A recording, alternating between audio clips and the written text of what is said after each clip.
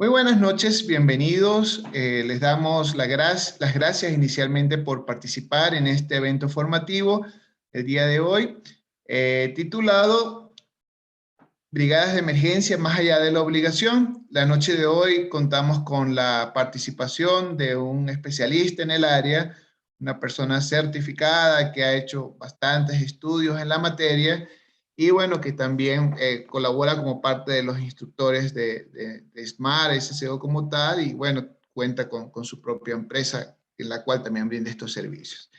Esta persona es el ingeniero Gabriel Fontanils. Gabriel, bienvenido. Qué gusto tenerte nuevamente por acá en este espacio. Sin duda alguna, pues nos acompañas en los procesos de capacitación, pero ya hacía algún tiempo que no estábamos dentro de este espacio del conversatorio.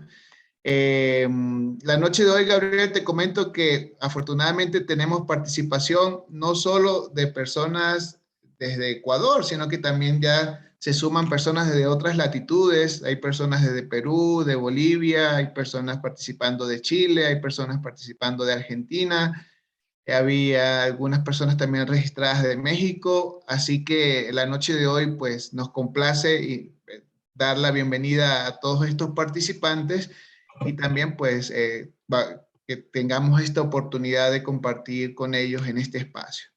Así que usualmente la metodología que manejamos es que hacemos una breve presentación del tema y luego pues podemos tener la interacción con el instructor, con el especialista a través del chat, a través de preguntas por las redes donde se está transmitiendo y también pues a través de habilitar su micrófono en el momento que se dé paso a esto. Así que Gabriel, buenas noches, qué gusto contar con tu participación, bienvenido y la sala es todo tuya.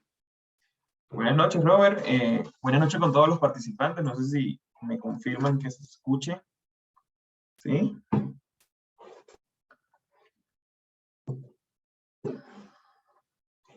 ¿Me confirmas, Robert? ¿Se escucha?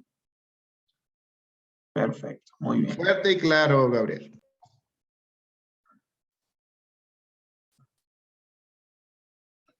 Bueno, muy buenas noches a todos. Qué bueno estar acá, tal como decía Robert. Teníamos tiempo que no participábamos en este ciclo de conferencias. Qué gusto, qué honor, qué privilegio poder participar nuevamente con ustedes en un tema tan importante y que definitivamente me agrada y me apasiona tanto como son las brigadas de emergencias. Las brigadas de emergencias, no desde el requisito, sino desde la necesidad, desde la esencia de lo que es ser brigada, de la esencia de lo que es constituir un grupo de personas capaces de actuar y responder ante las diferentes emergencias que se nos pueden presentar en nuestros centros de trabajo. Definitivamente, esta presentación, pues espero que nos llene de muchísimas dudas, no porque no logramos resolver las que veníamos a resolver, sino porque despertará en nosotros el interés de poder abordar temas que en algunos casos pudiera ser un poco polémicos o romper ciertos prejuicios relacionados con las brigadas de la manera tradicional, el típico estilo de formar brigadas de emergencias y de consolidar brigadas de emergencias como lo hacemos dentro de las organizaciones. ¿Okay? ¿Quién soy yo? Para los que no me conocen, para los que pues, ya tengo el gusto de conocer y haber interactuado y participado, bien sea en capacitaciones o en los diferentes procesos en los que he podido participar. Qué gusto tenerlos acá, qué gusto poder compartir con ustedes. Para los que no me conocen, mi nombre es Gabriel Fontanils, soy ingeniero de profesión, soy instructor en FPA Pro Board para la norma 1041, ¿okay? Instructor de manejo de emergencias, crisis y continuidad de negocio. También soy bombero voluntario. He tenido la oportunidad de participar en diferentes situaciones de emergencias reales, de diferentes escalas y magnitudes, desde pequeñas y grandes emergencias, con una gran experiencia en diferentes sectores, pero sobre todo con énfasis en los sectores de energía y petróleo, ¿okay? Donde he tenido la oportunidad de participar desde los procesos de exploración, procesos de perforación, de facilidades, procesos de refinación, transporte, etcétera, ¿no? Entonces, toda esa experiencia que he logrado poder acumular con los años es la que me ha servido como base para entender la necesidad de tener brigada dentro de las organizaciones. ¿Okay? Cuando nosotros hablamos de la necesidad de tener brigadas dentro de las organizaciones, podemos verlo desde diferentes puntos, ¿no? Podemos observarlo desde una óptica muy distinta, dependiendo de nuestras necesidades individuales como organización, ¿no? Dependerá de muchos aspectos, por ejemplo, nuestra posición geográfica, los recursos comunitarios disponibles, el entorno laboral en el que nosotros nos desempeñamos. Pero lo importante es partir desde el hecho que desde el simple caso de tener un solo trabajador o un proceso, por más sencillo que parezca, requerimos tener personas capacitadas, preparadas, entrenadas para responder ante las diferentes situaciones que pueden suscitarse dentro de nuestras empresas. El estar preparado definitivamente no es una opción cuando nosotros hablamos de la continuidad de nuestro negocio. Hay un término que hoy en día ha tomado una gran vigencia, que existe desde hace muchísimos años, pero a partir de la crisis y de la pandemia COVID-19 ha tomado muchísima fuerza, y es la continuidad del negocio. Cuando nosotros hablamos de la continuidad del negocio, hablamos desde aspectos operativos, aspectos logísticos, aspectos relacionados al talento humano, donde ya no nos basamos, cuando hablamos del término brigada, no solamente pensamos en que nuestra principal y absoluta prioridad es garantizar que todos salgan de la instalación sanos, completos y en una sola pieza, ¿no? Sino que ya incorporamos dentro de nuestras brigadas de emergencias, dentro de nuestros planes de emergencias, la necesidad de proteger el activo, la necesidad de proteger al medio ambiente, la necesidad de garantizar la continuidad operativa. ¿Por qué? Porque definitivamente las emergencias son un entorno buca, ¿no? Donde puede ser complejo, puede ser ambiguo, puede haber múltiples factores claves dentro de la decisión, y por más que nosotros tratemos de parametrizar y estandarizar una respuesta a emergencia por medio del plan, la situación real puede ser bastante distinta a lo que yo tenía previsto, planificado en ese documento. Entonces, por eso, definitivamente, hay emergencias que se convierten en un cisne negro, ¿no? Y es ese tipo de situaciones que absolutamente nadie espera que puedan ocurrir, que puedan pasar, pero cuando llegan, nos dan un sacudón y nos enseñan que realmente no estábamos tan preparados como creíamos estar. Lastimosamente, uno de los mayores problemas que tiene el ser humano, no solamente hablando de las empresas, sino como individuo, es que subestimamos el poder que tienen las cosas para producir un daño. ¿Okay? Subestimamos el poder que tiene nuestro entorno doméstico para generar daño a sus habitantes.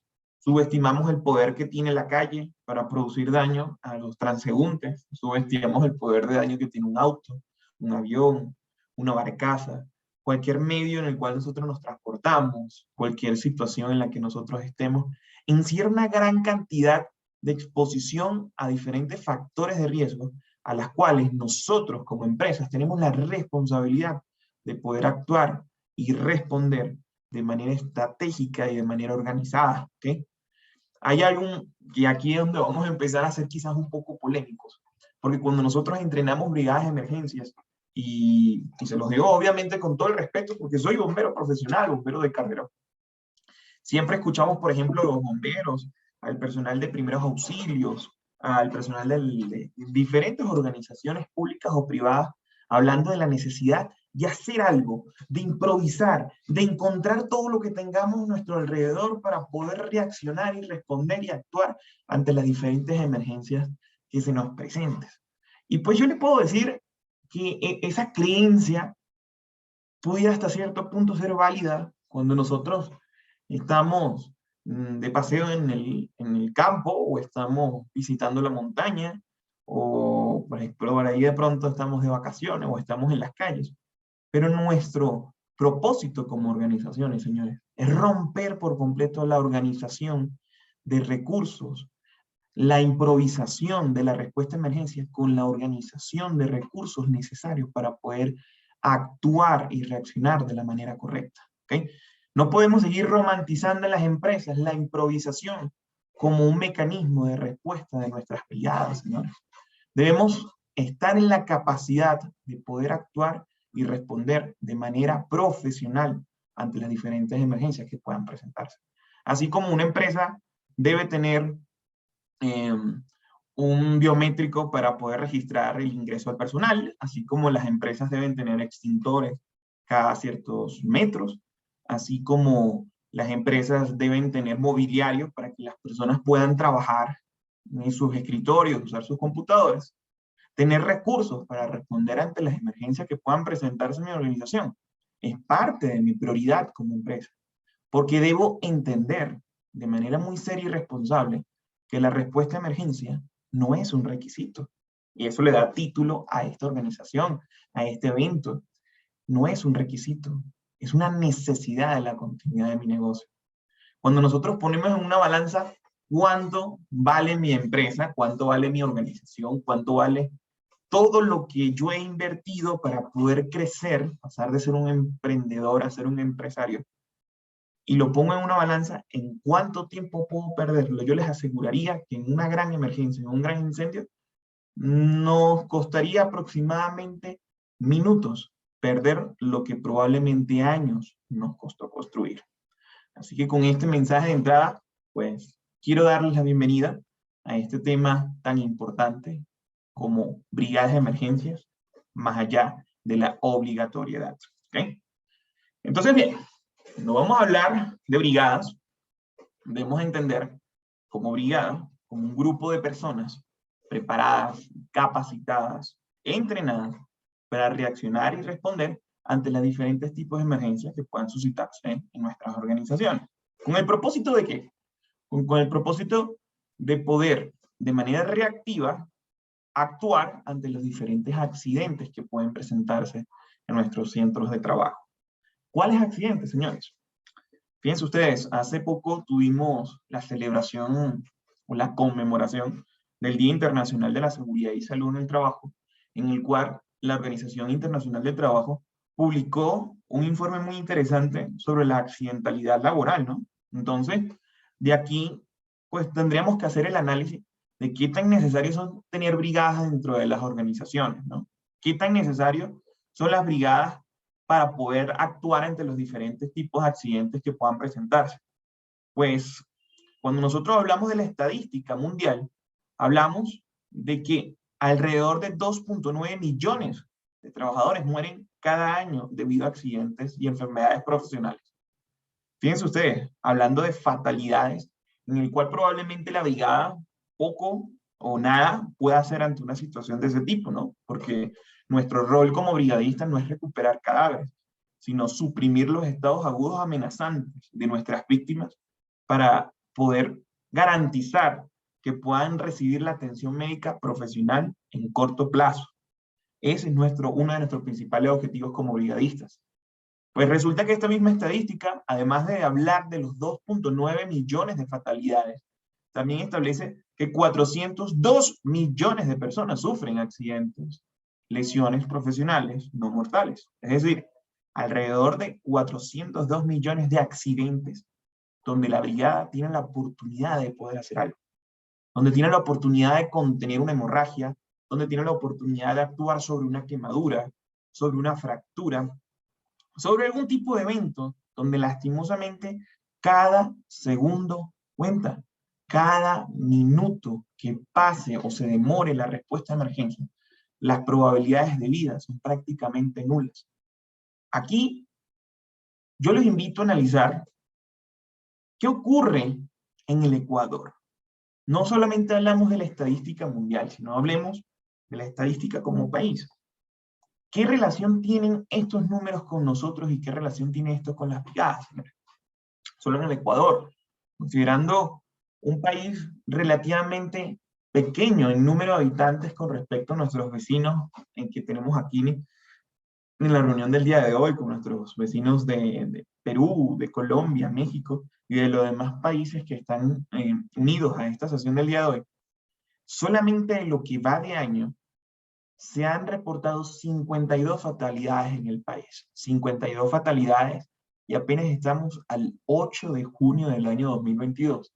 Y la tendencia en el Ecuador es que a partir del mes de agosto hasta terminar diciembre ocurre aproximadamente el 70% de las fatalidades anuales. Entonces, si hablamos de que todavía ni siquiera estamos cercanos a agosto y ya hemos acumulado 52 fatalidades, quiere decir que nuestra gestión preventiva quizás no está siendo la más efectiva, ¿no? Entonces, Aquí, una realidad es que debemos asumir que los accidentes pasan, que están a la orden del día, y que solamente el estar preparado puede marcar la diferencia. Probablemente estas 52 fatalidades que han ocurrido en el año son situaciones que pudieron haber sido remediadas en el momento, que pudimos haber actuado para hacer algo, para evitar de que se prolongara ese estado crítico y que lo llevara lastimosamente a un compañero de trabajo a la muerte. Pero el desconocimiento, el no saber qué hacer, el no saber cómo actuar, lastimosamente trajo como resultado esta lastimosa estadística de 52 fatalidades de lo que va de año, ¿no? Bueno, definitivamente, pues yo creo que esto es más que obvio. Tenemos dos provincias en las que los accidentes están al orden del día, y aunque pensaríamos de que son dos provincias que por su gran desarrollo económico y político deberían tener organizaciones sólidas, con sistemas de gestión muy sólidos y con brigadas perfectamente consolidadas, la realidad es totalmente contraria. Resulta que esas dos provincias densamente pobladas del Ecuador, como es la provincia del Guayas y la provincia del Pichincha, durante el 2021, en el caso del Guayas se reportaron 7.686 accidentes, 7.686 oportunidades en el que la brigada pudo haber hecho algo, donde muchos lo alcanzaron a hacer, otros lastimosamente no, y pues el resultado de eso son condiciones en las que terminaron en discapacidades parciales, otras permanentes y otros que pudieron retornar a condiciones normales de trabajo, ¿no? En caso de Pichincha, 5.298 oportunidades tuvo la brigada de poder hacer algo. ¿Okay? Pensemos qué pasa con la respuesta a emergencia en nuestros países. Aprovechando que tenemos el privilegio de estar acompañados de personas de Argentina, de Perú, de México y de otras latitudes, pensemos como latinoamericanos. ¿Qué está pasando con Latinoamérica y la respuesta a emergencia? ¿Qué tan preparados estamos? ¿Y qué tan necesario es que fortalezcamos esa capacidad dentro de nuestras organizaciones? Un dato importante que a veces pocos saben es que piensen ustedes, 6 de los 10 incendios con más muertes en el mundo en este milenio han ocurrido precisamente en Latinoamérica, señores. No en Asia, no en Europa, no en Oceanía, ha ocurrido precisamente en Latinoamérica. Datos que son verdaderamente alarmantes, como por ejemplo en el supermercado Huaycolaños, en Asunción, Paraguay, un 4 de agosto, hace aproximadamente 14 años, estamos hablando de 428 muertes, producto de un incendio en un supermercado, del cual vamos a entender un poco qué pasó aquí, para poder comprender la probabilidad de que algo como esto nos ocurra también a nosotros, ¿sí? Y qué tan preparados estamos nosotros para poder reaccionar y responder ante una situación de este tipo, ¿okay? La granja penal de Comayagua, 358 muertes en Mesa Redonda en Lima. Yo tengo compañeros allá de Perú que seguramente conocen bien este caso, con 291 muertes. Cromayón, un caso definitivamente emblemático que marcó un antes y un después en las normas NFPA de seguridad humana, con 191 muertes. La prisión de Hubei, la República Dominicana, con 159 muertes. Y la prisión de San Pedro de Sula, con 104 muertes. Incluso todo esto dio pie a que hoy en día las normas NFPA incluso tienen capítulos especiales para unidades penitenciarias, ¿no? Dentro del Código de Seguridad Humana, que es la NFPA 101, hay un capítulo específico para los privados de libertad, cómo hacer sistemas de protección y respuesta a emergencia en entornos como estos. ¿Okay? Vamos a tomarnos el tiempo de un minutito de analizar uno de los casos más relevantes que tenemos en esta lista, que es el supermercado de Asunción, Paraguay. Miremos un momento este video. Déjenme compartir audio acá, en un segundito. ¿Me confirmas, Robert, por favor, si se escucha?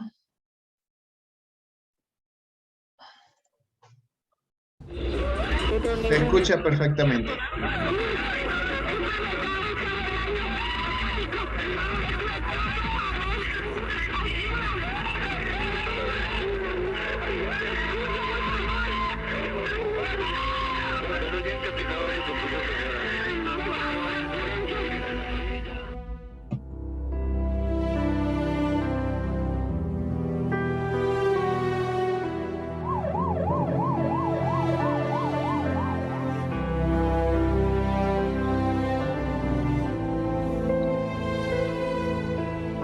Era domingo por la mañana, soleado y frío, el 1 de agosto del 2004. Cientos de familias acudían al supermercado Ipuabolaño, sucursal Botánico, para hacer sus compras. Eran aproximadamente las 11:20 de la mañana, cuando se escuchó un fuerte ruido en la cocina del patio de comidas. Era el principio de una horrenda tragedia. A partir de allí, las llamas comenzaron a propagarse rápidamente, mientras cientos de clientes y empleados que se encontraban en distintos sectores del local corrían desesperadamente hacia la salida principal, pero muchas de ellas iban quedando por el camino debido a la inhalación del denso humo que ya era visible en gran parte de la ciudad. A esto se suma que los guardias del supermercado cerraron los portones supuestamente por orden del dueño Juan Paiva para evitar que los clientes salgan sin pagar, cuando en realidad lo único que querían eran salvar sus vidas.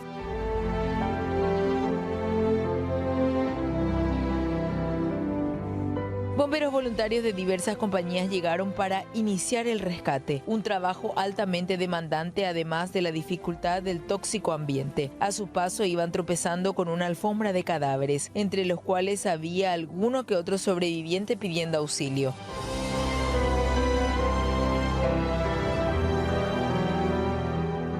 La enorme tragedia dejó como saldo cerca de 400 fallecidos, 365 sobrevivientes y alrededor de 5.000 familias afectadas. Fíjense ustedes, un dato interesante, ¿no? Un incendio que inicia en la cocina del patio de comidas del supermercado y empieza rápidamente a propagarse por todo el supermercado. A veces, como les dije al principio, subestimamos el poder que tienen las cosas para producir un daño. Si nosotros hablamos de los elementos capaces de producir un fuego, o sea, los elementos que componen un fuego, hablamos del oxígeno, el calor y el combustible. El combustible como todo elemento capaz de poderse arder, ¿no? Si volteamos un momento a ver un supermercado, pequeño o grande, de cualquiera de las ciudades en las que ustedes habitan, piensen por un momento qué encontramos en la percha de un supermercado, qué encontramos en cada uno de los pasillos. Cajas, productos químicos, aerosoles, desinfectantes, en mobiliario en general, cartones, que hacen de que un fuego pueda propagarse en una velocidad impresionante, donde sitios como estos, que tienen capacidad de ocupación por encima de las 1.000 personas, y entonces tenemos instalaciones, y esta es la realidad, yo me atrevería a decir, de más del 90% de las empresas del país, y ojo, esto no es una estadística confirmada, es solamente una apreciación personal, donde creemos estar protegidos por el simple hecho de tener un par de extintores, o tenemos por ahí una boca equipada de incendio con una manguera, y tenemos 1.000 personas adentro de un supermercado, entre jóvenes, adultos, hombres, mujeres y niños, donde yo los invito a encontrarse, para los que de pronto nunca han tenido la oportunidad de presenciar un fuego de gran magnitud, de acercarse a una manguera, desplegar una manguera mientras tienes un fuego al frente de ti de más de 10 metros de altura, donde la radiación está quemándote la cara, quemándote el cuerpo, estando aproximadamente a 30, 40, 50 metros de distancia del origen de la llama. ¿Qué te hace pensar de que ese tipo de recursos vas a poder emplearlo para poder apagar un incendio? Lastimosamente, nos ha tocado muchísima sangre y muchísimas vidas entender que la protección contra incendios en lugares densamente ocupados como estos debe partir de un sistema de supresión automática, como por ejemplo los sistemas de rociadores. Sistemas que sean capaces de reaccionar ante la presencia de humo y calor y poder dispersar agua que permita apagar el foco del incendio antes que éste se propague, como lo que pasó acá en el supermercado. Entonces, seguimos cometiendo errores. Errores como, por ejemplo, le damos una gran relevancia al sistema de detección y alarma y creemos que con el hecho de tener un detector con pilitas hemos cumplido con toda nuestra misión de protección contra incendios. Y yo le pregunto, Perfecto, usted tiene un sistema de detección de alarma, funciona, reacciona y suena. Una vez que usted tenga la llama, ¿de qué le va a servir escuchar la alarma si no va a poder evacuar de la instalación? Porque tiene un fuego en proporciones y magnitudes que no va a poder controlar. Entonces, el resultado de esto, cerca de 400 personas muertas. Pudiéramos hablar de otros accidentes, como por ejemplo el de la discoteca Cromañón en Buenos Aires, que bajo circunstancias relativamente similares, murieron cerca de 200 personas. Miren. Cromañón, 30 de diciembre 2004. 194 personas, la mayoría jóvenes, mueren asfixiadas, aplastadas o calcinadas en el incendio de la discoteca República de Cromañón de Buenos Aires durante un recital de Callejeros, el grupo de rock trasandino que se presentaba en su último concierto. Era a las 22:50 cuando una bengala hizo impacto en el techo de Cromañón y la tela que lo cubría se incendió. La banda dejó de tocar. Era el inicio de la peor noche para el rock argentino. Las casi 4.000 personas que estaban en la atiborrada discoteca entraron en la desesperación. Un apagón lo agravó todo. Y pronto el monóxido de carbono empezó a matar a quienes no podían escapar. Una de las salidas de emergencia estaba cerrada con candado. La tragedia de Cromañón desnudó la corrupción y la negligencia entre quienes tenían la autoridad para fiscalizar estos espectáculos y otorgar los respectivos permisos. La banda Callejeros, acusada de fomentar el uso de pirotecnia entre sus fans, fue condenada a entre 3 y 7 años de prisión por incendio culposo seguido de muerte. La condena mayor recayó sobre el dueño de la discoteca, Omar Chabán, quien falleció en prisión. Entonces, como pudieron ver, el uso de fuegos pirotécnicos dentro de un recinto cerrado, poco ventilado, hizo que un fuego se propagara encima de las personas y pedazos del techo caían incendiados encima de los ocupantes, los cerca de 4.000 personas que estaban dentro de la discoteca. Y cuando todos recurrimos a nuestro instinto de buscar el letrero que dice salida de emergencia, encontrarnos con la sorpresa de que la salida está cerrada con candados y cadenas, es quizás una de las sensaciones más desesperantes que podría vivir un ser humano. ¿Okay? Pero bueno, ¿Ecuador está muy lejos de esta realidad? Pues la verdad es que no. Nosotros también tenemos nuestra propia historia. Tenemos la historia de la discoteca Factory del sur de Quito. Miremos nada más un extracto de lo que ocurrió en esta tragedia.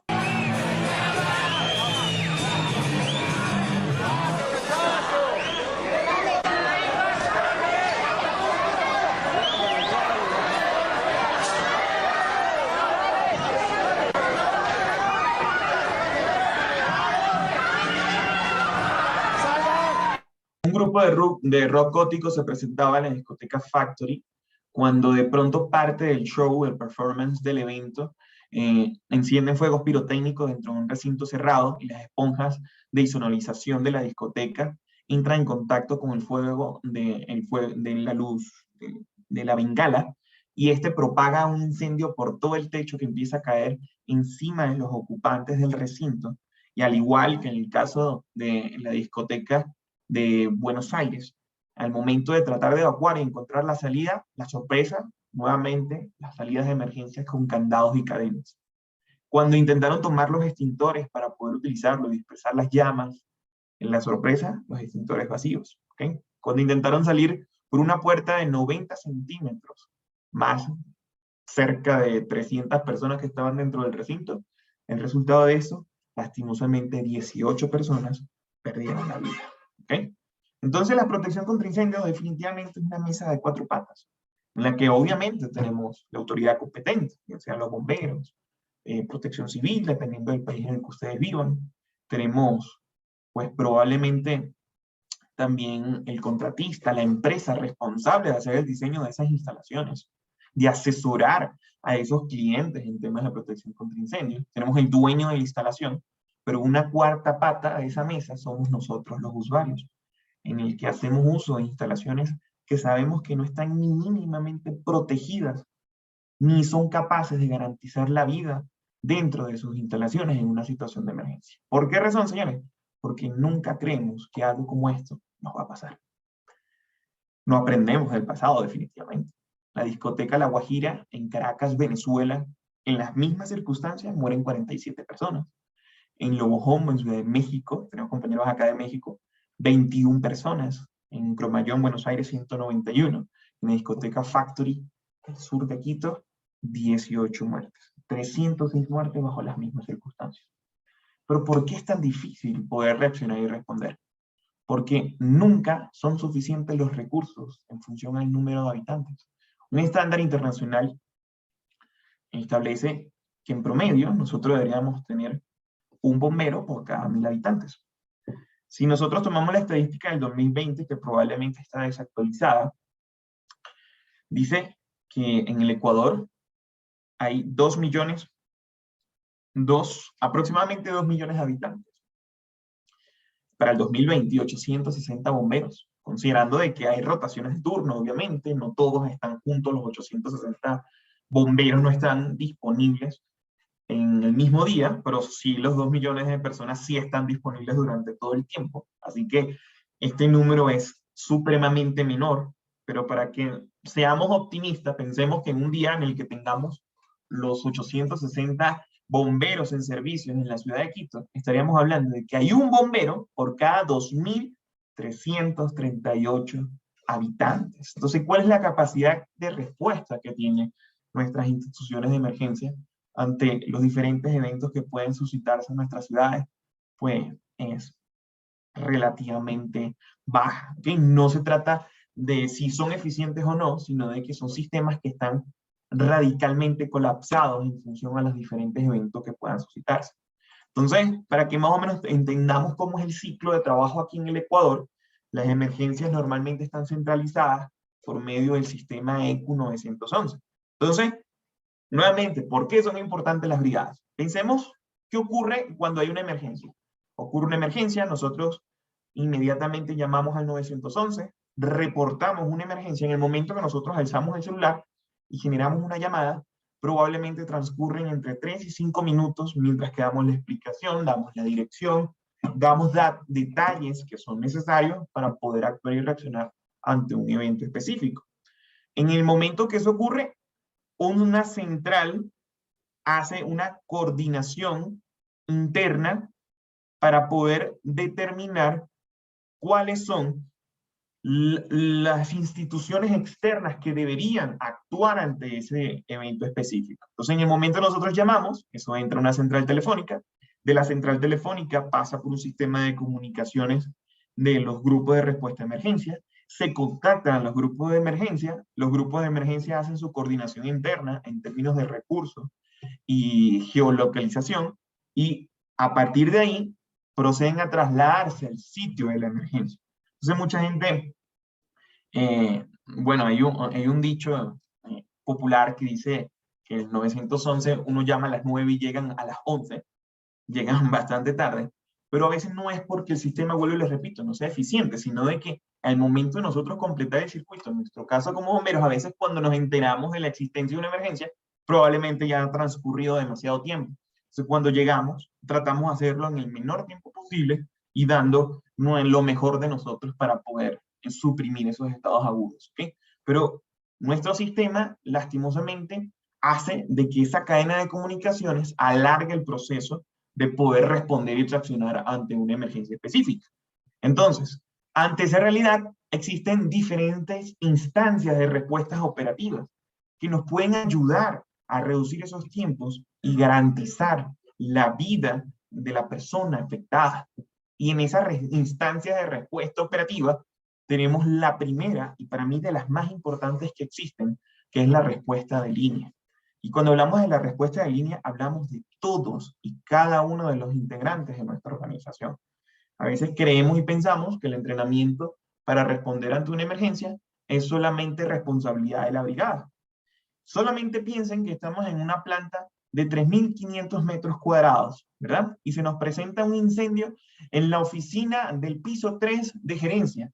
Y resulta que el brigadista de incendios se encuentra en los talleres mecánicos que están en el fondo de nuestra instalación. En el momento que el brigadista es notificado y se traslade al sitio de la emergencia para poder actuar, reaccionar y responder, probablemente ya ha sido demasiado tarde y el fuego se propague en magnitudes que puedan ser incontrolables. Entonces, por eso, todos y cada uno de nosotros, como trabajadores, tenemos un rol dentro de la respuesta de emergencia, y ese rol es la respuesta de línea. Luego de eso tenemos una respuesta interna, que es un grupo de brigadas de emergencia preparado, capacitado y entrenado para poder actuar, reaccionar y responder ante las diferentes emergencias que puedan presentarse.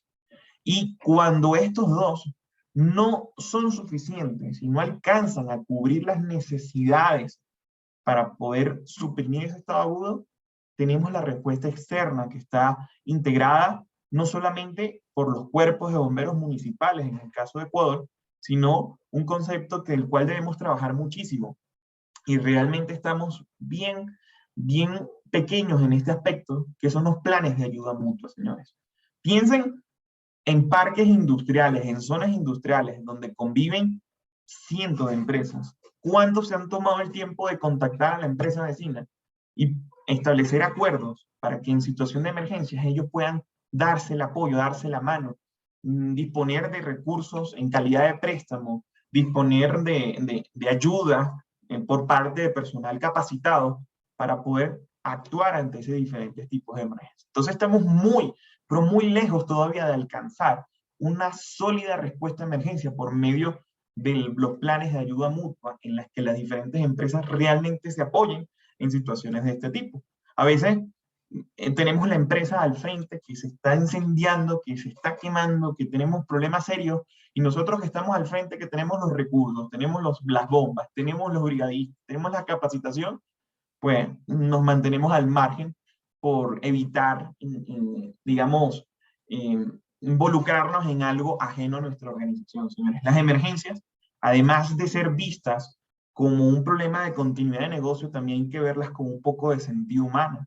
Detrás del fuego hay vidas, detrás de un incendio hay una empresa y hay una gran cantidad de gente que depende de esos empleos. Y yo, estando en la empresa al frente, viendo eso, hacerme la vista gorda, pues probablemente cuando a mí me ocurra, pues seré pagado con la misma moneda, y espero pues que nosotros reflexionemos en ese sentido de la necesidad de establecer sólidas alianzas con las empresas vecinas en la capacidad de poder actuar y responder. Entonces, bien, cuando nosotros hablamos de formar brigadas, más allá de la obligatoriedad, debemos entender algunos aspectos, ¿ok?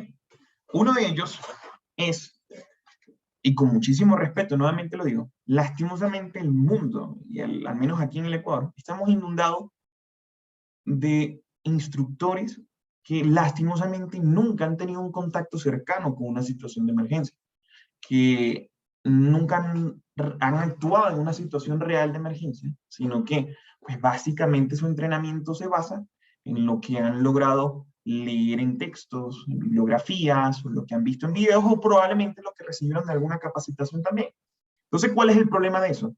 Que el no haber vivido la emergencia no te da la capacidad de entender qué es lo que realmente se experimenta en una situación como esa, y la necesidad de reforzar aspectos claves dentro de la formación. Entonces, cuando no tenemos claro el entrenamiento, cuando no tenemos la experiencia de haber vivido la emergencia, situaciones como estas pasan. Miremos. Fíjense, una araña, una camilla, un sistema que aparentemente todo está bien, con un inmovilizador de cabeza, un collarín, algo muy común, muy tradicional dentro de todo entrenamiento de brigadas. Inmediatamente lo alzamos. Y aquí yo le voy a dar una gran reflexión. Nosotros como instructores de brigadas siempre tenemos que analizar la utilidad de nuestro entrenamiento. ¿Qué tan útil es el entrenamiento que nosotros le estamos entregando a nuestros brigadistas? ¿Realmente eso lo van a replicar en una situación real dentro de sus organizaciones? ¿Realmente eso lo van a tener que hacer en una situación de emergencia? ¿O solamente queremos hacerlos vivir una experiencia llena de adrenalinas y aventuras, de situaciones que jamás aplicaríamos en la vida real? ¿Por qué? Por lo siguiente. Fíjense, una práctica común, querer darle la vuelta a una persona en la camilla solo para probar si la araña quedó bien conectada. Si nosotros hiciéramos eso en una situación real, probablemente, más allá de ayudar a una persona, agravaríamos sus heridas. Y yo les puedo asegurar como bombero que bajo ninguna condición usted tiene que recurrir a tener que voltear la camilla para probar si la araña está colocada en una situación real de emergencia. Entonces pensemos y analicemos qué utilidad tiene hacer esto.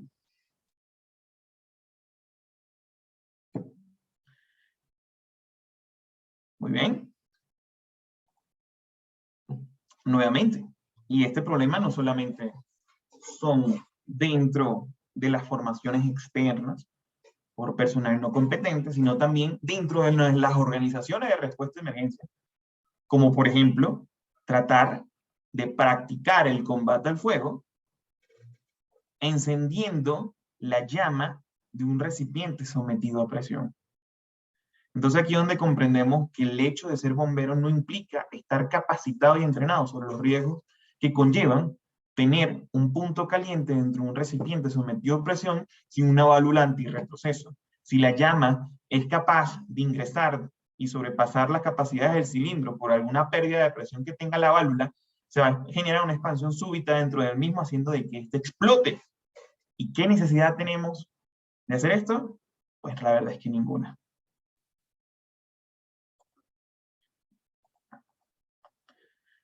Y pues, aquí tenemos otro caso. Una práctica de manejo y uso de extintores, dentro de la cual aprovecho este video para también hacer una reflexión importante. Y es que dentro de los entrenamientos que nosotros hacemos en el combate al fuego con uso de extintores, este es el clásico ejemplo de cómo hacemos una práctica. Como bombero también les puedo decir que no hay nada más alejado de la realidad que esto. Porque cuando nosotros tenemos un fuego, una situación real, tenemos algo conocido como propagabilidad. La propagabilidad se da de manera vertical, horizontal, y bajo los estándares de la NFPA 10 se conocen como fuegos tridimensionales, ¿okay? Donde cuando nosotros practicamos con esta tinita, tenemos un fuego contenido dentro de una bandeja que no se propaga hacia ninguna dirección. Por tanto, el combate en esta situación probablemente eso va a ser muy diferente a lo que usted se va a encontrar en una situación real. Y como instructor tenemos que de manera responsable saber transmitirle ese mensaje al participante. ¿Ok? Entonces, bien. Tenemos la clásica práctica del extintor. Nos acercamos, dispersamos el polvo de la manera incorrecta, nos acercamos demasiado hacia el origen de la llama, y ojo, el que sale en el video es el instructor, percutamos en la dirección del viento, ¿ok? Entonces, al momento de nosotros hacer el barrido del polvo, el nitrógeno hizo que se generara un desplazamiento del material combustible y la persona fue alcanzada por las llamas, ¿ok? Lo que le dije al principio, señores, errores dentro de los procesos de capacitación y la necesidad de tener brigadas, la improvisación. He visto un montón de cursos en el que nos dicen con 2 gorras y una piola y un cordón y una trenza o lo que sea, usted arma un collarín y con eso le salva la vida a alguien. Yo le puedo decir que yo comprendo la necesidad de esas improvisaciones cuando usted está en la calle, está de visita, está en la playa, pero debemos eliminar ese prejuicio dentro de nuestras organizaciones de tener que improvisar, señores. La improvisación es sinónimo de error. Cuando improvisamos, equivocamos. Cuando improvisamos, exponemos la vida. Cuando improvisamos, ponemos en riesgo la integridad de las lesiones que tiene nuestra víctima. Y bajo esa realidad, nosotros como organización, nuestra misión es tener los recursos necesarios para responder ante las emergencias que puedan presentarse. Así que dejemos de romantizar la improvisación y empecemos a actuar con profesionalismo, con estrategia y con los recursos necesarios para minimizar los daños y garantizar un traslado seguro a un centro asistencial. ¿Okay? Otro aspecto supremamente importante, señores, la utilidad del conocimiento que impartimos. Errores que también se encuentran en los procesos de capacitación de brigada es someter a una persona a una experiencia castrense, una experiencia militar que en lo absoluto es necesaria y es útil dentro de su proceso de formación como brigadista. Nosotros no estamos entrenando militares, no estamos entrenando soldados, estamos entrenando personas capacitadas y entrenadas para poder reaccionar y responder ante las emergencias que puedan suscitarse en nuestras organizaciones. En vez de enseñarle a arrastrarse y hacer combinados navales a nuestra brigada, enseñémosle a cómo actuar en caso de un cortocircuito, cómo actuar en caso de una quemada, cómo reaccionamos en caso de una intoxicación, y les garantizo que tendremos una información y una formación de mayor valor. ¿Okay? Errores como tratar de utilizar métodos ortodoxos o artesanales para poder reaccionar, como por ejemplo, píquele una cebolla y póngasela en la herida, que la cebolla le absorbe la sangre y con eso la coagula y le salva la pierna al individuo. ¿Y todo por qué? Por no tener el conocimiento y la formación necesaria para actuar en una situación como esa. Otro prejuicio de las brigadas, y quizás esto nos va a generar bastante choque, y es esa, digamos, costumbre, por así decirlo, que tenemos de consolidar muchísimos grupos de brigadas en organizaciones pequeñas. Yo tengo clientes, por ejemplo, que son empresas que se componen con 30, 40 trabajadores, y entonces tenemos organizaciones de brigadas en las que tenemos 5 brigadistas de primer auxilio, 5 brigadistas de evacuación, 5.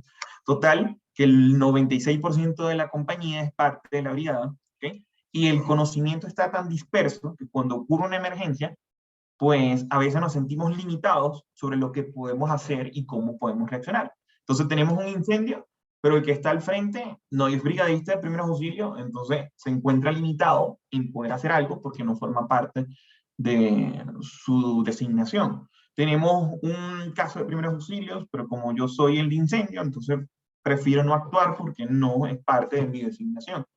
En organizaciones pequeñas, esta separación de las brigadas, señores, no funciona. No funciona porque los recursos son tan limitados. Necesitamos brigadistas que sean integrales, que sean capaces de reaccionar y responder ante las diferentes emergencias que puedan presentarse en nuestras organizaciones.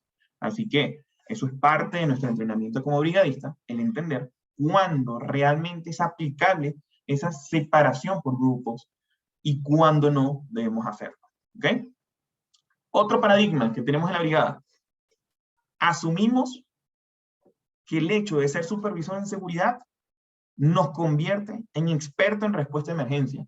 Y esto también es totalmente falso, señores. El hecho de ser supervisor de seguridad, el hecho de ser analista, no nos hace ser expertos en responder ante las emergencias, y a veces los empleadores tienen esa percepción. Contrata un técnico en seguridad y el técnico tiene por default que ser responsable de la brigada y ser el especialista en respuesta a emergencia y saber apagar incendios, señores. Yo estudié ingeniería industrial y les puedo asegurar que en toda la carrera nunca te forman para poder ser respondedor ante emergencias. Todo el conocimiento que pude adquirir en este ámbito es debido a mi formación bomberil y a los diferentes entrenamientos que he tenido la oportunidad de participar. Pero debemos romper ese prejuicio del hecho de ser supervisor de seguridad nos convierte en expertos en respuesta a emergencia. ¿Ok? Y el último, y quizás también bastante polémico, es el hecho de las certificaciones, señores. Una certificación con aval del Ministerio del Trabajo, señores, no te garantiza calidad. No garantiza absolutamente nada. ¿Ok? Hoy en día, ser capacitador del ministerio es un proceso que debe seguirse, llenar ciertos documentos, validarlos ante el ministerio y poder certificarte para poder emitir primero evaluaciones y posteriormente certificados. Pero el hecho de contar con un curso con aval, y esto puede ser polémico porque soy instructor del ministerio, con aval del Ministerio del Trabajo, no garantiza la calidad de la formación. Y por eso yo los invito a todas las empresas a que revisen bien el programa de capacitación que ofrece ese proveedor. Revisen bien la experiencia que tienen los instructores. Revisen el plan de formación que piensan entregarle y por sobre todas las cosas piensen la utilidad de cada cosa que pretendan impartir. Si nosotros vamos a dar rescate en alturas es porque trabajamos en alturas, no porque queremos hacerlos vivir una experiencia con gran adrenalina. Si les vamos a enseñar a poder hacer rescates agrestes es porque realmente una situación agreste puede presentarse y vamos a recurrir a tener que actuar bajo ese tipo de situaciones. No desperdiciemos el tiempo entrenando a las personas sobre situaciones que probablemente nunca van a vivir dentro de sus organizaciones e invirtamos cada segundo de esa formación en cosas que sean verdaderamente útiles.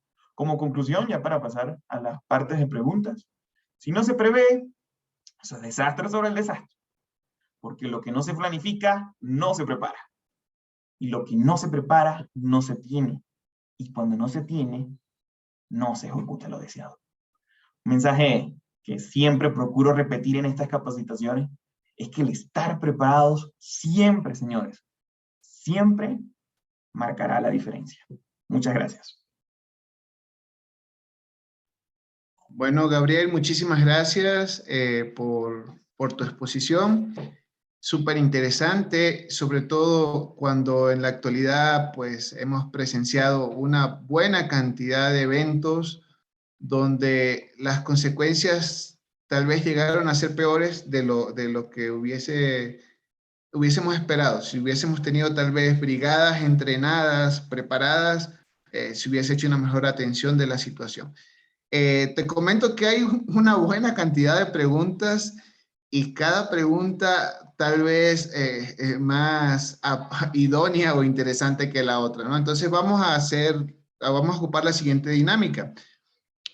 Te voy a ir haciendo una pregunta de las que los participantes al momento de inscribirse plantearon y también pues aquellas personas pueden ir colocando sus preguntas en el chat del Zoom o una vez se hayan formulado unas 5 preguntas que tenemos ya seleccionadas de estas que se han planteado, pues damos la oportunidad de aperturar micrófonos. Bien, entonces comienzo con una pregunta que nos dejaron por acá y dice desde Guayaquil, nos dice Carla Zambrano, ¿cada cuánto tiempo es recomendable renovar el personal de brigadistas, dice, en una empresa? Bueno, excelente pregunta, ¿no? Más allá que renovar, ¿ok? Es reentrenar, ¿no? Porque las personas pueden ser brigadistas por mucho tiempo, ¿no? De hecho, es algo bastante positivo cuando las personas ya han tenido experiencia siendo brigadistas, ¿ok? En ocasiones pudiera no ser lo mejor porque cuando no hemos tenido un entrenamiento de calidad, ya digamos que estamos como que cerrados a una metodología que nos va a costar poder cambiar y en esas ocasiones probablemente sería bueno cambiar de brigadista, ¿no? Pero, por ejemplo, en el caso de capacitación continua de la CETEC, se establece que la formación de las brigadas debería hacerse cada 2 años, ¿no? En lo personal, considero que esto es un proceso de formación que debería ocurrir al menos una vez al año. Perfecto. Y hay otra pregunta que nos dice, ¿cómo hacer que la gerencia entienda la importancia de las brigadas? Nos pregunta Natalie Molina, ¿cómo llegar a dar a conocer que todo el proceso de seguridad es importante a la gerencia? Desde tu experiencia, ¿qué recomendación nos darías en ese sentido? Pues hay una norma que es espectacular para esto y es la NFPA 1600, que es el estándar de NFPA para crisis, emergencias y continuidad del negocio. Dentro de lo cual las empresas deben entender que más allá de ser un requisito, el tener brigadas formadas garantizará que no solamente vamos a proteger la vida, sino que vamos a proteger los activos de la organización y garantizar que esa empresa podrá seguir operando. Hoy en día, en los tiempos que vivimos, donde las noticias están a la orden del día y cuando algo ocurre, demoramos segundos en enterarnos, no solamente afectamos internamente la continuidad del negocio, sino externamente bajo la reputación y la capacidad que tiene la empresa para demostrar un sistema de gestión eficiente.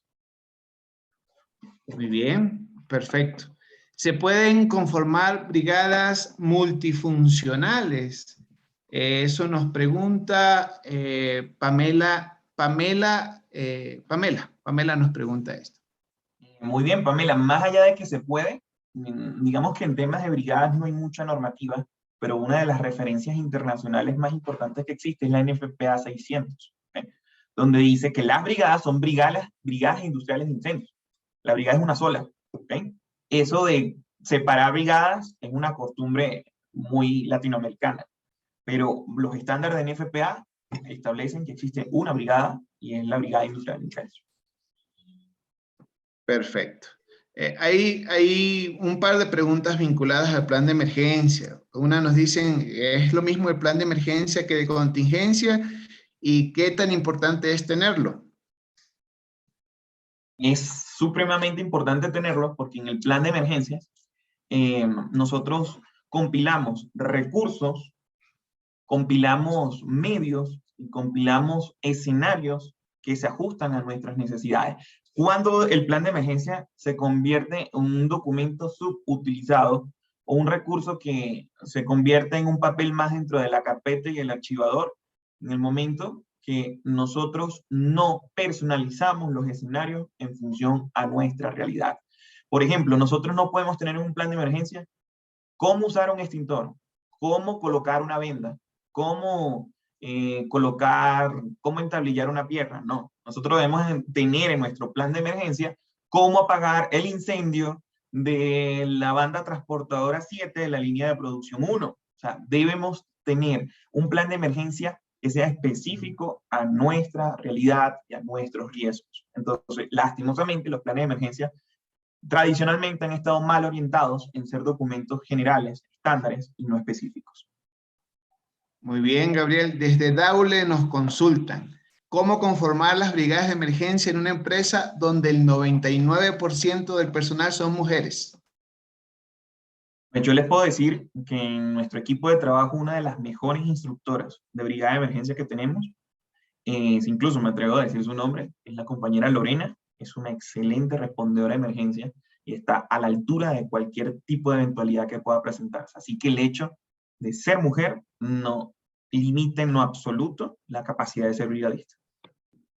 Perfecto. No, genial. Me pareció interesante la pregunta y reafirmarlo. Hemos tenido excelentes experiencias con respondedores de emergencias de sexo femenino, así que indudablemente son tan capaces como un hombre. Bien.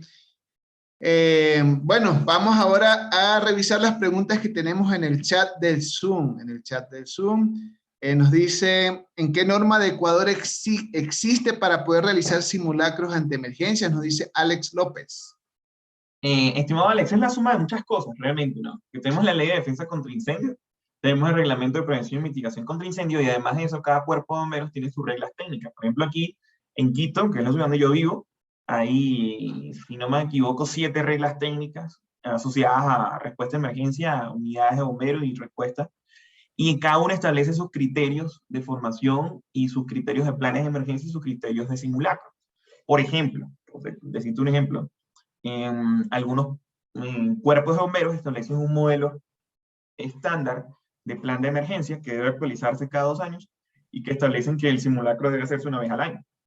Por decirte algunos, ¿no? Cuerpo de Bomberos de Rumiñahui, Cuerpo de Bomberos de Santo Domingo, por decirte algunos. Y hay otros que han entendido bien que no puede haber un modelo estándar de plan de emergencia porque cada situación y cada realidad en cada empresa es diferente, y han dejado a la empresa establecer las metodologías necesarias para poder mitigar sus riesgos, controlarlos de manera eficiente, ¿no? Entonces, cada empresa, digamos que en ese sentido hay cierta, dependiendo del cantón en el que vive, hay cierta libertad sobre cómo nosotros hacemos las cosas. Lo que yo recomiendo es que nosotros deberíamos simular las situaciones que tengan mayor probabilidad o una probabilidad creíble de ocurrencia en nuestras organizaciones. Eso quiere decir, y volvemos a salirnos del punto de la obligatoriedad, más allá de decirte, Alex, tienes que hacer un simulacro al año, yo te digo, ¿cuáles son los eventos que tienen mayor probabilidad creíble de ocurrencia? Y cuando hacemos un simulacro, ¿cuándo fracasan los simulacros? Y recuerdo, Robert, que en algún momento dictamos una conferencia de simulacros, nada más específicamente de simulacros, y yo le decía a los participantes que la razón número 1 por la que fallan los simulacros es que en un mismo evento pretendemos simular todas las catástrofes que puedan ocurrir en nuestra compañía. Entonces, El mismo día estábamos tan de malas que el mismo día tuvimos un incendio, 5 heridos, un colapso estructural, se nos cayó la fábrica, tuvimos que evacuar a todo el personal y al mismo tiempo tuvimos un accidente de tránsito en la entrada. Entonces, cuando tratamos de combinar todos los eventos en un simulacro, la probabilidad de que fracasen son extremadamente altas. ¿Por qué? Porque pierden credibilidad. En una situación real, no, todo eso no va a ocurrir el mismo día. Entonces, eso nos obliga, estimado Alex, a planificar nuestros simulacros en función de nuestras necesidades. ¿Okay? Cada empresa tiene necesidades diferentes y tendrá un número de simulacros diferentes. Perfecto, muchísimas gracias a Daniel. Ahí Ronald Selly nos hace un comentario y nos dice: cometemos siempre el error de cuando hablamos de brigadas de emergencia, lo hacemos solo pensando en incendios. Asimismo, los planes de emergencia son solo para prevenir o combatir incendios. Hay más amenazas tanto naturales y antrópicas. No solo es incendio las emergencias, vivimos inmersos en volcanes en el caso de Quito, ¿no? Y Ecuador, y de eso no hablan los planes de emergencia. Asimismo, nada se habla de sismos, terremotos. Se empezó hablando de subestimar y estamos subestimando otras amenazas. Entonces, pues justo alineado al comentario que haces en este momento, ¿no? En función de las amenazas, nos preparamos, en función de esas amenazas también, pues debemos tanto preparar a los brigadistas como realizar los respectivos simulacros. Hay algunas preguntas en cuanto al número de brigadistas que deben tener las empresas. Entonces, ¿cuál es tu posición al respecto? O sea, ¿cuántas brigadas se deben tener en las empresas?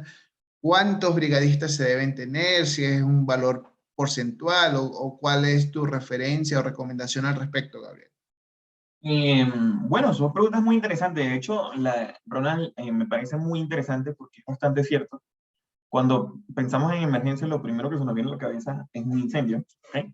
Y fíjense algo, a pesar de que decimos que 6 de los 10 incendios con más muertes en Latinoamérica, por alguna razón Ecuador no forma parte de esta estadística. Los incendios en el Ecuador ocurren, pero ventajosamente no son con saldos masivos de fatalidades. Y eso hace de que, bueno, el lado negativo de esto es que, digamos que el tema de incendio no es tomado tan en serio como otros aspectos, como por ejemplo las erupciones volcánicas. Los simulacros, de hecho, se realizan en el simulacro de evacuación volcánica que hubo en la ciudad de Quito, el último que hubo. Durante el simulacro, pues lastimosamente murieron 2 personas, ¿no? Entonces, estas cosas se evalúan en función a nuestras necesidades y riesgos. Uno de los cursos que nosotros dictamos, estimado Ronald, es el curso del plan de emergencias, dentro de la cual nosotros utilizamos una herramienta que se conoce como Desk Inventor, en el cual nosotros no determinamos los riesgos en función a que Gabriel lo dice, sino que procuramos consultar fuentes confiables de información para determinar qué tan probable es que eso ocurra. Entonces, la herramienta Desk Inventor es la base de datos de la Secretaría Nacional de Gestión de Riesgos del Ecuador, en la cual nosotros podemos establecer criterios de búsqueda por sectores, por parroquias, para determinar cuáles son los eventos catastróficos naturales antrópicos que tengan una probabilidad creíble de presentarse a nuestra instalación. En algunos serán vendavales, en el otro serán inundaciones y en otros serán erupciones volcánicas. Y los planes de emergencia deben ser específicos a esas condiciones. Perfecto. Contestándole a Jocelyn y a Galaxy A12, que hacía mención al número de brigadistas, pues lo único que nos dice la norma, o sea, digamos aquí en el Ecuador, es que después de 20 trabajadores, pues nosotros deberíamos tener o consolidar grupos de respuesta a emergencias, ¿no? Pero en el mismo reglamento, algo muy paradójico, en otro artículo dice que la brigada será en función, será proporcional a los riesgos presentes en nuestras organizaciones. Entonces, yo siempre les planteo el caso de una gasolinera, ¿no? En una gasolinera siempre trabajan 3 o 4 personas, pero tenemos 50.000 litros de gasolina debajo de los pies, y entonces piensen si realmente esas personas deberían estar capacitadas y entrenadas para reaccionar y responder ante una brigada de emergencia. La NFPA 600, que es un estándar internacional, no establece un número, sino de que la brigada se determinará en función a la capacidad de respuesta que se necesita. Por decirles un ejemplo, si nosotros vamos a operar una manguera, nosotros necesitamos un pitonero, 3 en línea, un operador de válvulas, un operador de la bomba, que está en el cuarto de bombas, nada más. Para operar ese sistema necesitamos 5 personas actuando en ese tipo de situaciones, ¿ok? para poder trasladar una camilla en largas distancias, necesitamos 6 personas, que son 6 personas que puedan operar la camilla en largas distancias. Si vamos a evacuar, lo ideal es que sea un brigadista de evacuación al menos por cada 20 personas, para tener la capacidad de poder controlar los grupos hasta el punto de encuentro. Entonces, por eso, más allá de decirte un número, hay que determinar que nuestra brigada cuenta con el número de personas necesarias para poder operar los recursos que tenemos disponibles. Perfecto. Yo creo que ahí respondiste algunas de las últimas preguntas que teníamos ahí en el chat. No sé si hay alguna persona que quisiera habilitar su micrófono, puede pedir el derecho de palabra utilizando pues la herramienta Zoom. Tenemos ahí cómo levantar la manito, y si queremos hacerle alguna pregunta de manera directa a Gabriel, pues este sería el momento oportuno para hacerlo.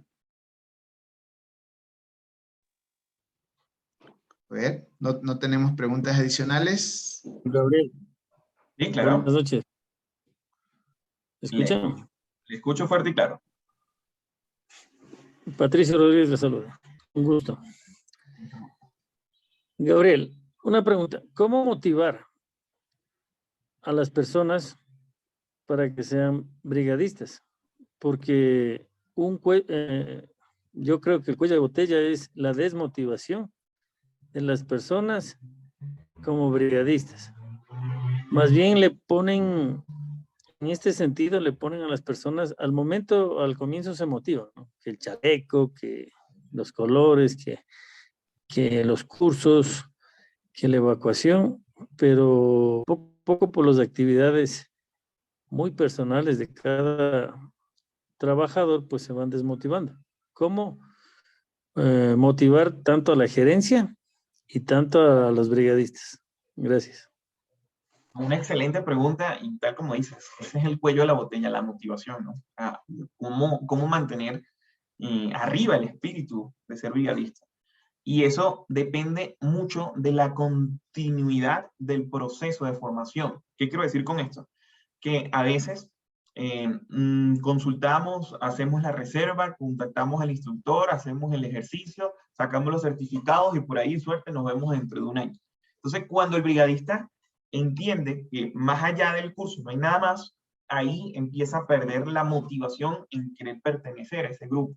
Entonces, ¿cómo lo hacemos? Primero, empoderándole al brigadista, haciéndole entender el rol tan importante que tiene dentro de una organización. Y las gerencias tienen que entregarle esa autoridad en la respuesta de emergencia al brigadista. ¿De qué manera? Haciéndole entender de que el trabajo de un brigadista no es solamente el durante, ¿no? Sino también en el antes y en el después. Si se acuerdan que nosotros teníamos 3 líneas de respuesta operativa, ¿no? Nosotros, como instructores externos especialistas, formamos a las brigadas, pero las brigadas también tienen la responsabilidad de formar las respuestas de línea. Y tenemos que destinar el tiempo necesario para que el brigadista tenga un rol activo y protagónico dentro de la organización. Si usted, por ejemplo, como empresa, cancela un rubro a una empresa externa para que inspeccione sus extintores, tenga usted presente que tiene un grupo de personas capacitadas y preparadas para poder hacerlo. Delegue esas responsabilidades. Delegue las responsabilidades de garantizar que los recursos están en buenas condiciones. Se sorprenderían la cantidad de veces que yo he hecho simulacros y justo ese día se enteran que nada tenía las baterías o las baterías estaban descargadas.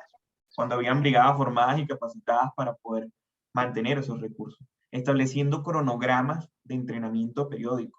Entender de que lo formamos, lo certificamos, pero al menos una vez al mes la brigada debe tener una práctica de 1 hora, de 2 horas, el tiempo que la empresa crea necesario.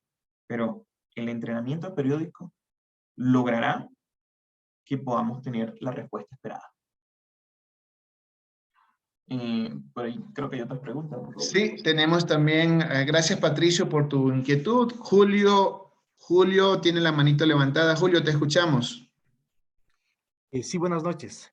Gabriel, buenas noches. Gracias por tu exposición, muy buena. Solo quiero compartir unas cositas. Donde yo laboro, ¿no?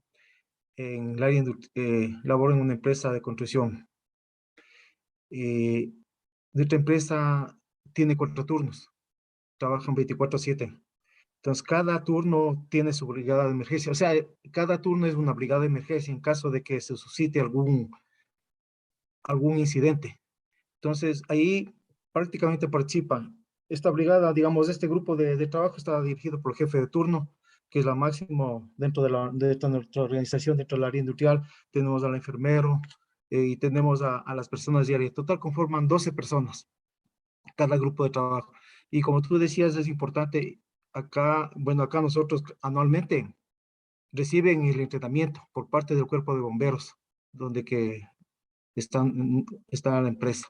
Entonces es importante lo que tú decías, el reentrenamiento, acá lo hacemos anualmente, donde que trabajan en esto de incendios, en rescates, como en trabajos en altura, en rescates en alturas, en trabajos en espacios confinados. Entonces, la brigada de emergencia es la primerita en acudir a esos lugares en caso de que haya sucedido en algún incidente o accidente con algún trabajador nuestro. Eso nomás. Y gracias nuevamente por tu presentación y tu exposición muy clara y bien. No, muchas gracias, estimado Julio. Y bueno, yo creo que una de las mayores necesidades es tener brigadas constantemente entrenadas. Fíjense que uno de las empresas que yo tengo la oportunidad de entrenar es un grupo de florícolas bastante grande que queda en Tabacundo, nada más por decirles un ejemplo. Imagínense ustedes, nada más en esta florícola trabajan alrededor de unas 400 personas, ¿no? Y por ahí hicimos un medio censo y hay aproximadamente unas 20 florícolas que tienen una condición muy parecida. Imagínense que para toda la región de Tabacundo hay una compañía de bomberos con 2 camiones y una ambulancia. Entonces, ¿qué probabilidad tiene, por más allá de las buenas intenciones que tiene el cuerpo de bomberos de poder hacer algo, qué probabilidades tiene de poder prestar una ayuda eficiente si tiene recursos tan limitados? Entonces, eso nosotros como empresa nos obliga, como dice el compañero, a estar constantemente entrenándonos para poder internamente reaccionar y responder ante nuestras emergencias. Perfecto, Gabriel, muchas gracias. Cristian, tenías la mano levantada, te escuchamos. Buenas noches, ¿me escuchan? Perfectamente, Cristian. Ya, nuevamente, buenas noches con todos. Saludos, Gabriel. Una inquietud, por ejemplo, una vez ya conformada la brigada, el entrenamiento que debería tener esta brigada sería prácticamente por un ente externo, ¿verdad? Porque no le veo muy factible una autoeducación por parte de la brigada, sino debería ser mejor un ente externo. Depende. Digamos que en la práctica es lo que ocurre en el 99% de los casos, pero depende en qué sentido. Hay muchas empresas que tienen algo conocido como brigadas internas de respuesta a emergencia. O sea, en función a sus riesgos, tienen la capacidad de tener brigadistas que están a dedicación exclusiva a ser brigadas. De hecho, esto es muy común en empresas petroleras. Aquí en el Ecuador realmente no tanto, pero por decirte algo, en otras operaciones petroleras que existen en Latinoamérica, para tan siquiera entrar como empresa de prestadoras de servicios, debes contratar una brigada rentada, debes tener camiones, autobombas, debes tener una serie de recursos para tan siquiera ingresar al campo petrolero. Entonces, en esas condiciones, probablemente tú internamente tienes la capacidad operativa para autoentrenarte. Pero bajo las condiciones actuales, una de las pocas empresas que sé que tienen sus brigadas a dedicación exclusiva para la respuesta a emergencia es la refinería Esmeralda de Petroecuador, ¿okay? Y también la refinería Libertad, ¿no? Perdón, la refinería que tenemos en Santa Elena. Estas dos brigadas, estas dos refinerías tienen una brigada exclusiva para respuesta a emergencia que su función es ser brigadista. Y en esos casos el autoentrenamiento es bastante válido. Caso contrario, lo ideal sería un ente externo pueda formarlos. Muy bien, Cristian, muchas gracias. Y recuerda al momento de colocar tu nombre de usuario, colocar tu nombre y apellido, ¿no? Es una recomendación para los que no lo hicieron, para los próximos conversatorios, háganlo para que puedan recibir su certificado sin problema. Mi estimado Patricio, le escuchamos. Gracias, Robert. Gabriel. Bueno, sabemos, según tu explicación, ¿verdad? Los planes de emergencia, el antes, el durante y el después, ¿verdad? Y tenemos que tener los criterios técnicos. Obviamente, los criterios sería bueno, para mí, ¿no? Atentados terroristas, derrames, antrópicos naturales y explosiones se debería hacer para los planes de emergencia. ¿Qué metodología aconsejas para ver la carga calorífica en los planes de emergencia? Gracias. Es una excelente pregunta, estimado Patricio. Y ahí yo te digo que anotes y consultes dos normas muy importantes, que es la NFPA 550 y 551, que es el árbol de decisión para evaluación de riesgos contra incendios. Eso de las cargas caloríficas bajo el método NFPA, que yo de hecho lo he leído mucho con ese nombre, ese título, ¿no? Estudio de carga calorífica bajo el método NFPA, no es un método avalado por la NFPA, paradójicamente es así. ¿Por qué razón? Porque la carga calorífica no puede ser el criterio de decisión para determinar los recursos de protección contra incendios. ¿Por qué razón? Porque no es algo, primero, muy certero. ¿Por qué razón? Por decirte algo, hace 20, 30 años atrás, cuando estas normas se utilizaban, digamos que estas metodologías se utilizaban mucho, teníamos escritorios de roble macizo que tenían una resistencia al fuego impresionante. Comparémoslo con los escritorios de tablopan que tenemos ahorita, con una fosforera y 2 papeles, usted es capaz de propagar un fuego en menos de 2 minutos. Entonces, lastimosamente no tenemos suficiente información técnica para poder establecer cargas caloríficas reales en función de esos escenarios. Estimado Patricio, entonces con respecto a eso, yo le sugiero que lo que debemos hacer es una clasificación de la ocupación, y eso lo hacemos bajo un estándar conocido como el NFPA 101, que es el Código de Seguridad Humana.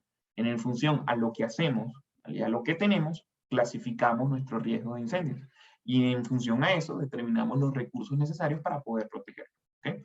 Eso es un mundo totalmente completo, eso incluso escapa de un plan de emergencia, sino es una formación específica y conocida como Código de Seguridad Humana. Gabriel, ¿me repites? NFPA 101. 101, que es el Código de Seguridad Humana. Muy bien, y cerramos la sesión de la noche de hoy con la pregunta del compañero Miguel Mosquera. Miguel, le cedemos la palabra. Buenas noches con todos y todas. Ingeniero, una consulta.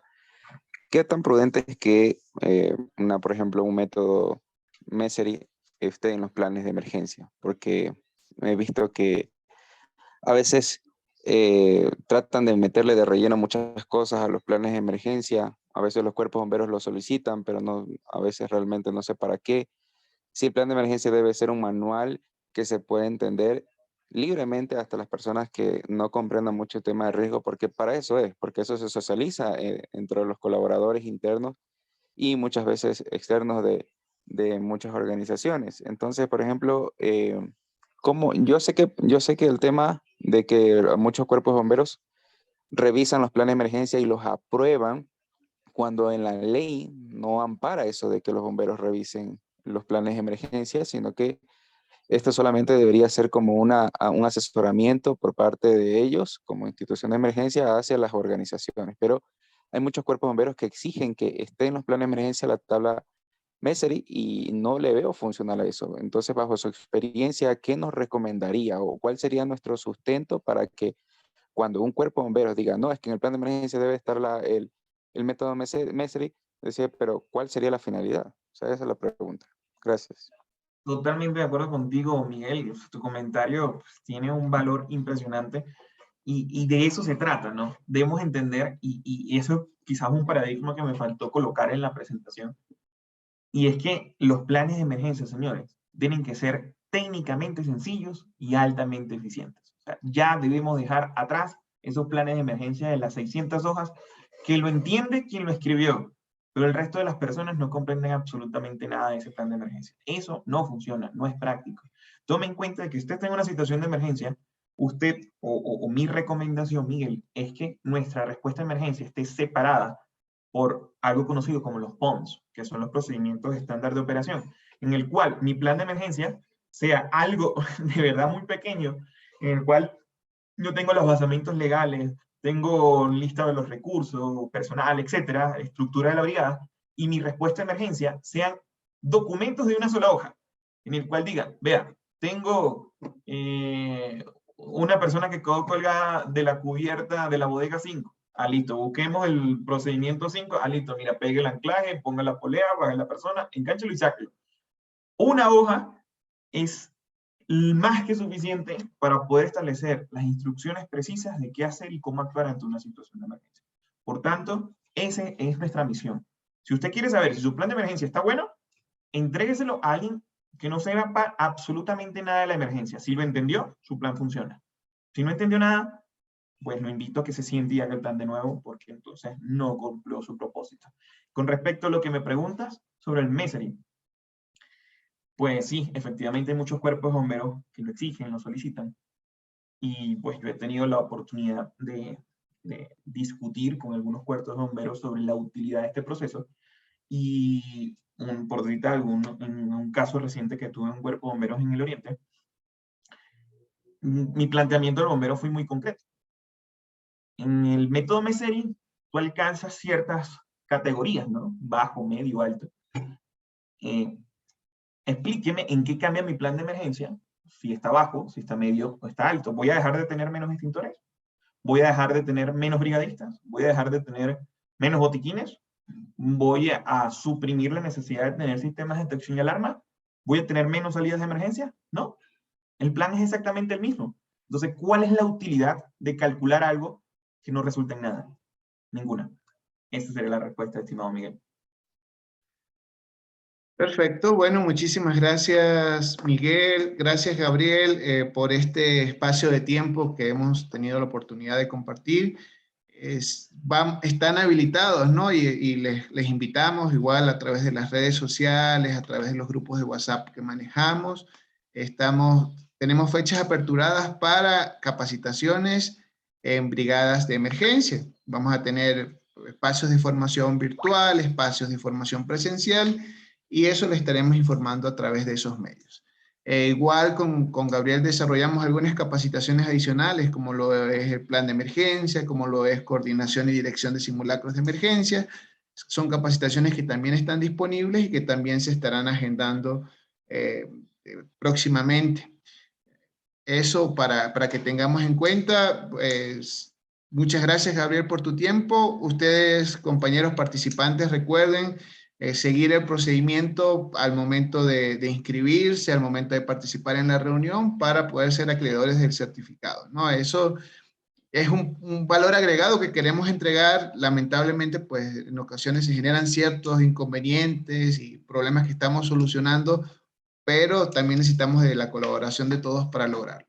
Más allá de eso, el espacio está para compartir experiencias, para crecer, y creo que eso es lo que hemos hecho hoy con este tema, que a pesar de que es muy hablado, porque sí hay muchas oportunidades de formación, pues a veces seguimos en eso, en como la formación como una obligación, y no le estamos dando el sentido necesario a la importancia de las brigadas de emergencia. Mi estimado Gabriel, ¿cuáles serían sus palabras como parte del cierre de este espacio formativo? Todos tenemos un brigadista dentro de nosotros. Entendamos que las emergencias no tienen horario ni fecha en el calendario. Mientras estamos conversando en esta reunión, puede ocurrir un sismo, puede haber un colapso estructural, puede haber un incendio, y solamente el estar preparado va a marcar la diferencia. Así que el mejor pago o la mejor retribución por ser brigadista es tener la capacidad de poder formarnos, de poder aprender y poder saber que con nuestros conocimientos podemos llegar a ayudar a una persona a regresar a su casa sano, completo y en una sola pieza. Así que ser brigadista es quizás de las cosas más altruistas que podemos hacer en la vida. Así que los invito a que más allá del requisito, más allá de la obligatoriedad, despertemos ese deseo en nosotros de querer ser brigadistas, pero formarnos con un contenido de calidad, con un contenido de nivel que realmente nos sirva para ayudar a quien más lo necesite. Perfecto, muchísimas gracias, y bueno, de esta manera concluimos nuestra sesión de la noche de hoy. Gracias a todos por participar, esperamos tenerlos en el próximo conversatorio. Una buena noche para todos y una excelente semana. Los esperamos en el curso.